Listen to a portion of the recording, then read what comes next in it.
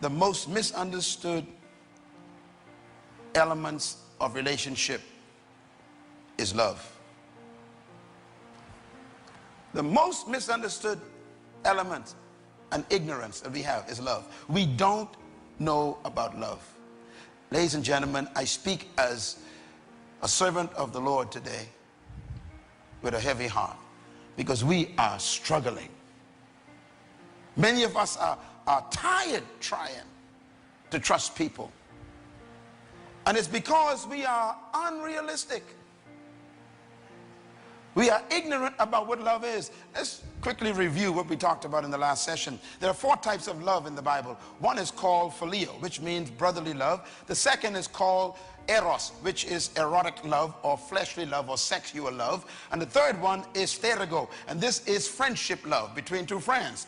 And then there's the number 4, and that is agape. That is the divine kind of love that God gives you. That's the kind of love that is not normal.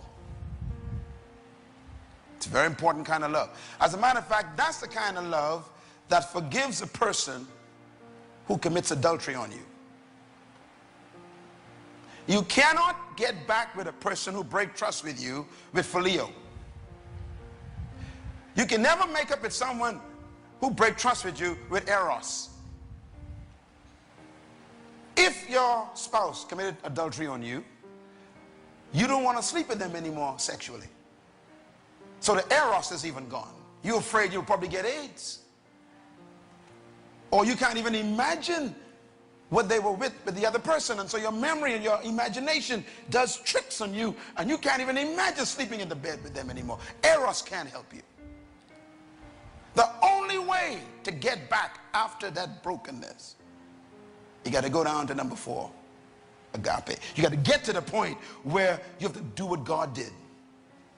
Even while we were yet sinners, he died for us. And that's tough love. That's love that ignores all the rebellion. It ignores all of the cursing of God. God says, I still love you. And that agape is in the believer. It's not in the world.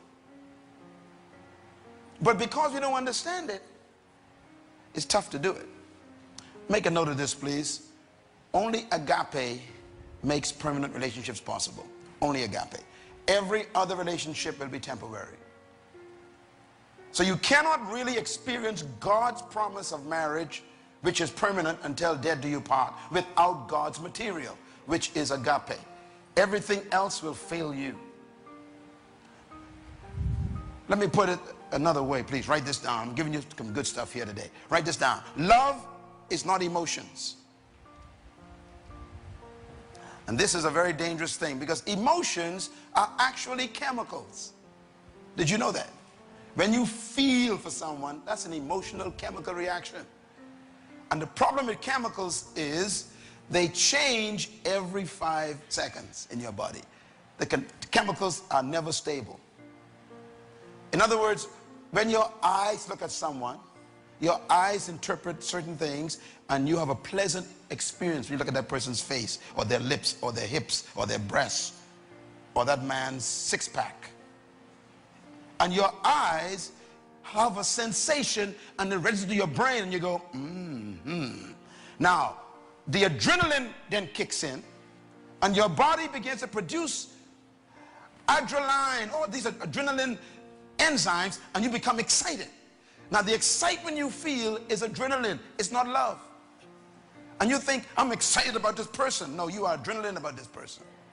And we interpret that feeling as love. No, that's a chemical reaction.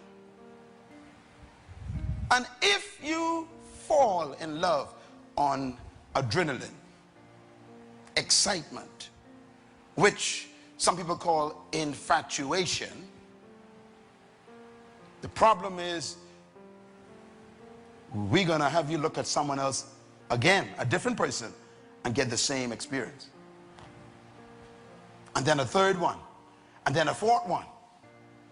What you going to do with the first one you looked at? And that's why people commit adultery. That's why folks who are engaged to be married still break that engagement and go with someone else because they confuse adrenaline with love. Love is not an emotion. Secondly, love is a choice. You have to choose love, and you must choose to love. Why? Because love is the response to understanding the value of another thing. When you value something, you put a certain amount of love on it or endearment on it. For example, if you bought a brand new car, 2012, and it costs 112,000 US dollars, I think you would want to clean that a few times. In other words, the more valuable the thing is to you, the more you want to treat it nicely. If you bought yourself a watch for $50,000, you would probably want to keep that watch in a different place than you keep the one you have now.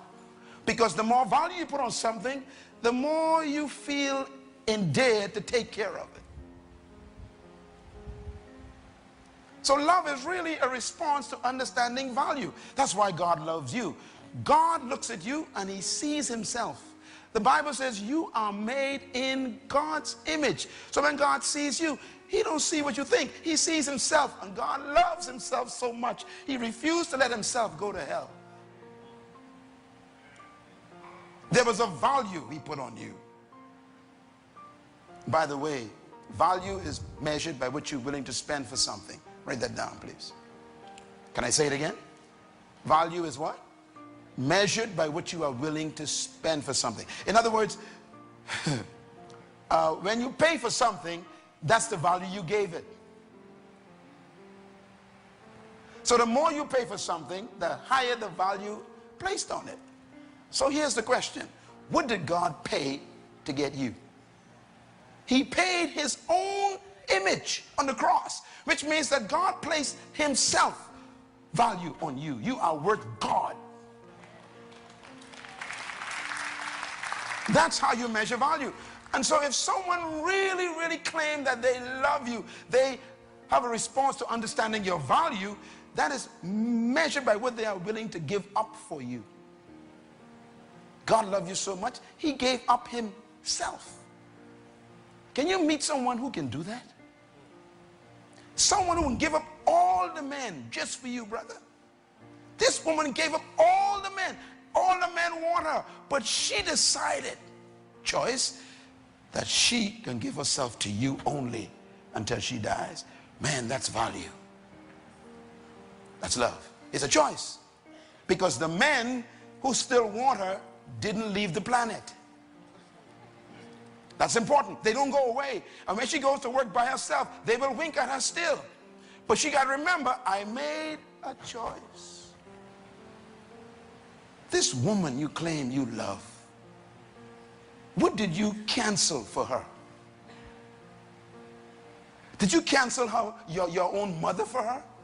You have to. If your wife got to compete with your mother, then your wife is not the most valuable person on earth to you. And she feels that. She want to talk to you, and your mother call you on the phone to see you. You got a choice.